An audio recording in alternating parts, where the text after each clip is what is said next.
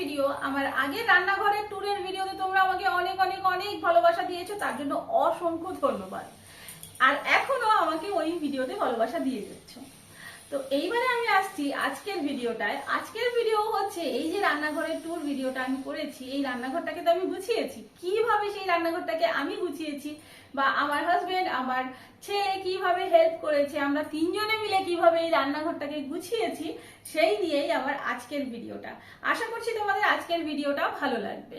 তো রান্নাঘরটা গুছানোর আগে আমি আগের ভিডিওতেও বলেছি আমাদের মাথায় একটা প্ল্যান ছিল যে এইভাবে এইভাবে গুছাবো। প্ল্যানটা পুরোপুরি আমার মাথারই। তো কিভাবে কিভাবে জিনিসগুলো করব, তো সেই প্ল্যান কিন্তু আগে আমরা করে নিয়েছিলাম, তারপরেই আস্তে আস্তে কাজে লেগেছিলাম। তো চলো বেশি কথা না বাড়িয়ে আজকের ভিডিও শুরু করা যাক। ঘরটা এতটাই অগোছালো হয়েছিল এইবার, এটাকে গোছানো চারটিখানি কথা নয়। কেন এমন অগোছালো হয়েছে সেই বিষয়ে নাইবা গেলাম, গোছাচ্ছি আবারও ঠিক করে সুন্দর করে, সেটা হচ্ছে মুখ্য বিষয়। তো এইখানে সব জিনিসপত্র তোমরা দেখতে পাচ্ছ। অনেক ভিডিও ক্লিপস আমার ডিলিট হয়ে গেছে, অনেক কষ্ট করে অনেক জিনিসপত্র এদিক ওদিক সরিয়েছি। কিছু জিনিসপত্রের মানে কিছু ভিডিও ক্লিপস ছিল আর কি। যাই হোক, ফান দিয়েই শুরু হলো। এই টেবিলটা পরিষ্কার করে তারপরে এর মধ্যে আবার মাইক্রোওয়েভটাকে তুলছিলাম, তখন এই মুহূর্তটা জ্ঞানু ধরে রেখেছে। ওর বাবা কত ফাজলামো করে সেটাই। এবার জ্ঞানু এখানে হেল্প করছে শেলফ ফিট করাতে। আর এখন ড্রিলিং শুরু হয়ে গেছে, একে একে শেলফগুলো আসছে, অর্ডার যেগুলো করেছিলাম। হল ভিডিওতে আসলে সবগুলো শেলফ দেখানো হয়নি, যেমন এইখানে যে শেলফটা লাগাবো সেটা দেখানো হয়নি। তার কারণ হচ্ছে এই জিনিসটা আমি এনেছিলাম অনেক দিন আগে, আর এই রান্নাঘরটাকে মেক ওভার করবো সেই ভাবনা কিন্তু এসেছিল আরও অনেক অনেক আগে। কারণ আমি পর্দাগুলো অনেক আগেই এনে রেখেছিলাম, পর্দার কাপড় আর এসব। যাই হোক, এখানে তোমাদেরকে ছোট্ট টিপস দিয়ে দিই। এই যে বোতলটা দেখছো, আমি তো আগের ভিডিওতে বলেইছি যে এই বোতলগুলো আমি কেন ইউজ করছি। তো এই বোতলটাকে পরিষ্কার করছি বা এই ধরনের আরও অন্যান্য যত মানে আঠা জাতীয় জিনিসটা তুলতে হলে তেল দিয়ে এভাবে ঘষলে আস্তে আস্তে কিন্তু উঠে যায়। কিছু কিছু জিনিসে একটু সময় লাগে, তবে উঠে যায়। এইবারে আরও শেলফ লাগানো হচ্ছে। এবার এটা পরিষ্কার হয়ে গেছে, এর মধ্যে জেসো লাগিয়ে নিচ্ছি। তারপর পেন্ট করব। ওই যে আমি বলেছিলাম যে আমি মাটির রঙের চাইছি, তো একটুখানি কমলা তার সাথে ব্রাউন মিশিয়ে এবার এটাকে পেন্ট করে নিচ্ছি। আমাকে কিন্তু জ্ঞানু আরও হেল্প করেছে এটা পেন্ট করায়। একটা বোতল আমি পেন্ট করেছি, তার পাশাপাশি জ্ঞানুও পেন্ট করেছে। তোমাদেরকে আমি একটু হয়তো খাপ ছাড়া লাগবে তোমাদের ভিডিওটা, কারণ আমি যেরকম যেরকম সিরিয়াল বাই কাজগুলো করেছি না, সেইভাবেই কিন্তু দেখাচ্ছি। তো এই বোতলটাতে এবার দেখো একটুখানি পেন্টও করে নিয়েছি আস্তে আস্তে। এইখান থেকে অনেক ভিডিও ক্লিপ মিসিং আছে জানো। যাই হোক, এইবারে এই টেবিলটা দেখতে তো ভালো লাগছে না, এইভাবে থাকলে ভালোও লাগবে না। অনেক দিন চালিয়ে নিচ্ছি এইভাবে, তবে এইবার এটার একটা গতি করতে হবে। ভালো করে মেজে ঘষে পরিষ্কার করার পরেও কিন্তু দেখতেই পাচ্ছ কেমন হাল আছে। এর জন্য এনেছিলাম এই ওয়ালপেপার।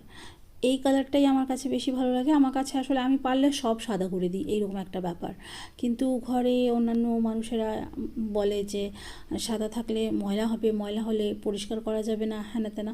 তো যাই হোক, তো আমি কারোর কথাই শুনছি না, কোনো দিকেই কর্ণপাত করছি না।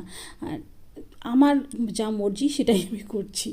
তো সেই কারণে এই ওয়ালপেপারটা লাগানো। এবারে অনুভব লাগাতে গেছে। এই ওয়ালপেপারটা ফিট করা এতটা ঝক্কির ব্যাপার, আমি কি বলবো তোমাদের, মানে ভীষণ অসুবিধে হয়। আর আমরা তো মানে কি বলবো, নাজেহাল হয়ে গেছি। তবে অনেকে দেখেছি জানো তো, খুব সুন্দর করে কিন্তু এটা ফিট করে নেয়। এবার তোমরা হয়তো এসে বলতেই পারো যে এটা এইভাবে লাগায়। সবটা প্রসেস জানি, সব কিছু জানি, তারপরেও না জানি না কেন গণ্ডগোল হচ্ছে। মানে জায়গায় জায়গায় কুঁচকে যাচ্ছে, হয়তো একটু তাড়াহুড়ো ছিল, সেটা হতে পারে। যাই হোক, মোটামুটি এটা ফিট করার পর বেশ ভালো হয়ে গেছে। টেবিলটা এই রঙটা তো একেবারেই ভালো লাগছে না, বেমানান লাগছে, তাই এইখানটায় আমি সাদা রঙ করে নিচ্ছি। আর ওইদিকে দেখো ওই যে পর্দাটা দেখতে পাচ্ছ তারের মধ্যে ঝুলছে, ওটার জন্য রড আনা হবে, রডে লাগাবো। এই পর্দা কিন্তু ওই অনেক দিন হয়ে গেছে আমি বানিয়েছি, বললাম না অনেক আগে থেকে শুরু করেছিলাম, তাই। তো যাই হোক, এবার এটা রং করে নিই, এরপরে যাচ্ছি বাকি কাজে। আমার ভিডিওটা একটু খাপছাড়া লাগতে পারে, তার কারণ হচ্ছে আমি যেভাবে একটার পর একটা কাজ করেছি, রেকর্ড করেছি, সেগুলোই তোমাদেরকে দেখাচ্ছি। এখন যেমন এই বার্নিটা এনেছি, এর মধ্যে আমি লবণ ঢালবো, এটাকে লবণদানি বানাবো। তো এক এক করে জিনিস এনেছি, ধুয়েছি, শুকিয়েছি, সেই মতন জিনিস ঢেলেছি। তো সেই কারণে একটু একটু এদিক সেদিক কিন্তু ভিডিওতে তোমরা দেখতে পাবে। আমি বেশিরভাগ জিনিস একটুখানি আমার বেস, আমার ট্রেডিশন এসবের সাথে কানেক্টেড রাখতে চেয়েছি।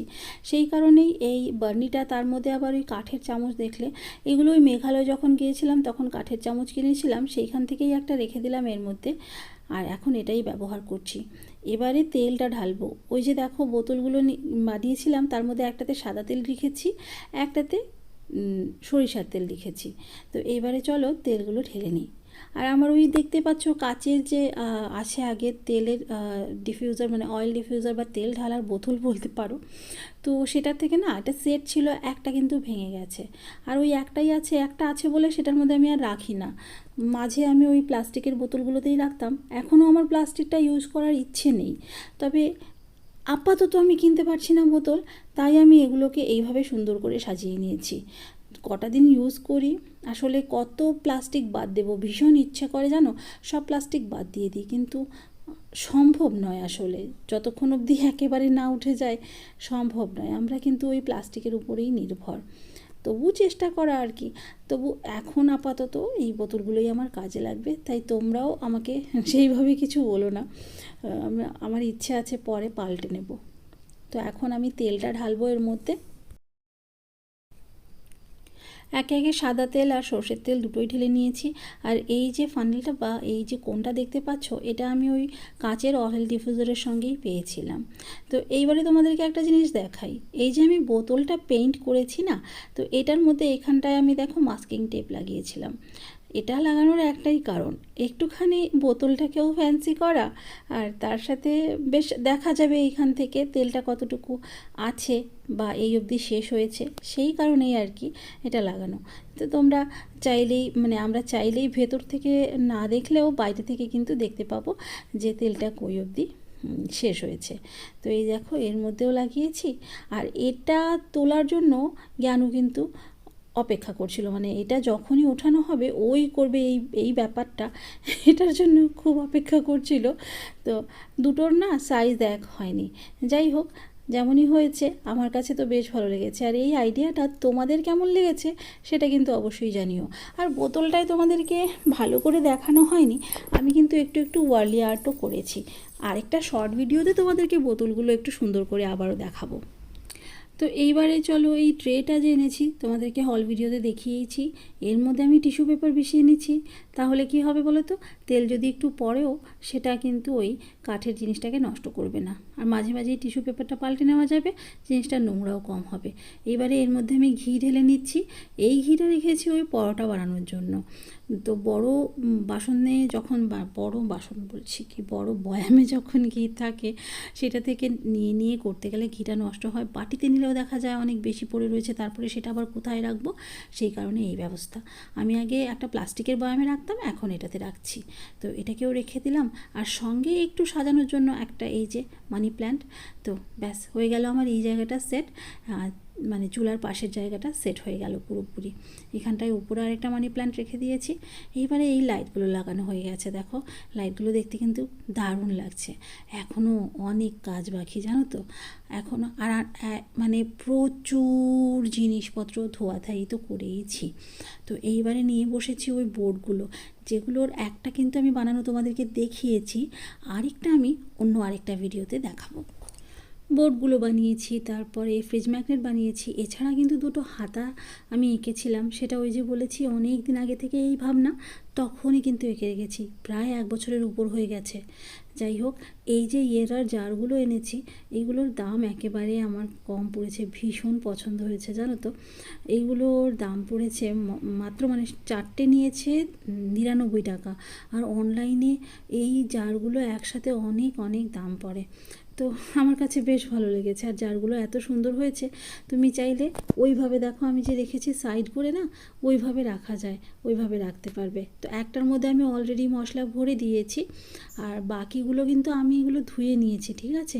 ধুয়ে নিয়ে তোমাদেরকে দেখানোর জন্য ওই ওটার ভেতরে আবার ঢুকিয়েছিলাম আর কি।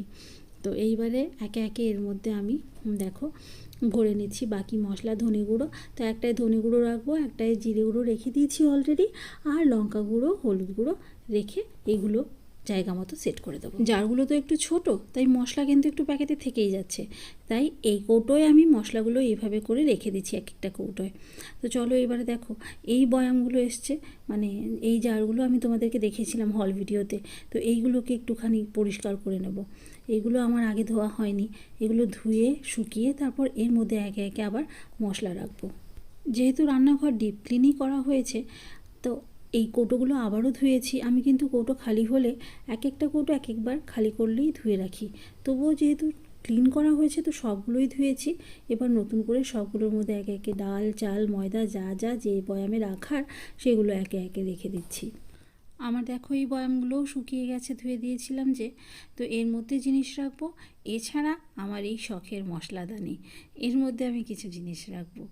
তো এই মশলাদানিতে আমি কোনো রকম কোনো গুঁড়ো মশলা রাখবো না, শুধুই কিছু ফোড়ন দেওয়ার মশলা রাখবো আর বড় যত্নে এটাকে রাখবো।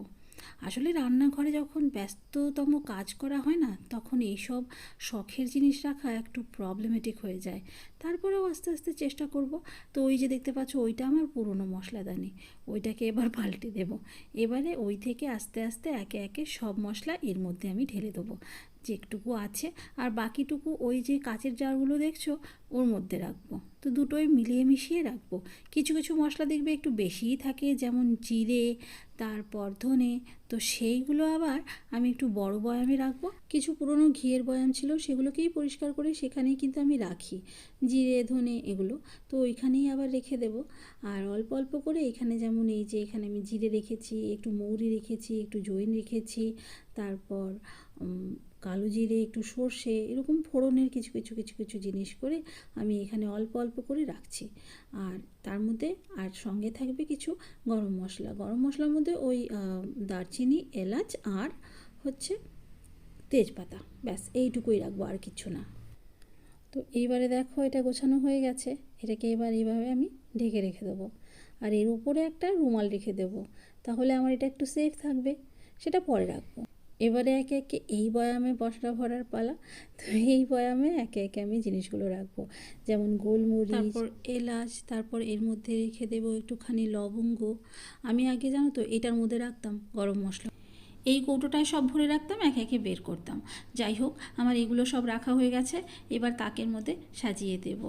তো এইখানে যে তাকটা আমি একটু ইচ্ছে করেই এইভাবে রেখেছি, ছোট ছোট বয়াম রাখবো বলে। আর এই দেখো এইখানে যে একটু বেশি মশলা লাগে যেগুলো, যেমন জিরে, ধনে, গোটা জিরে, গোটা ধনে, তারপরে এখানটায় দারচিনি, এগুলো সব এই ঘিয়ের বয়ামগুলো পরিষ্কার করে ধুয়ে নিয়েছি, এর মধ্যে রেখেছি। এই সব কাজের মাঝে কিন্তু আরও অনেক কাজ করেছি। যাই হোক, তোমাদেরকে এবারে দেখাচ্ছি এই জানালাটা দেখতে পাচ্ছ কেমন একটা লাগছে। আমার সবটা পরিষ্কার করা হয়ে গেছে, কিন্তু তারপরেও যেন এই জায়গাটা কেমন একটা লাগছে, মানে মনে হচ্ছে কিছু একটা পরিষ্কার না। তো এইটাকে আমি পাল্টাবো, মানে এই জানালাটাকে এইরকম রাখবো না। তো এই যে রং করা শুরু করে দিয়েছি জানালার উপরে, আমি সাদা করব, যে করেই হোক সাদা করব।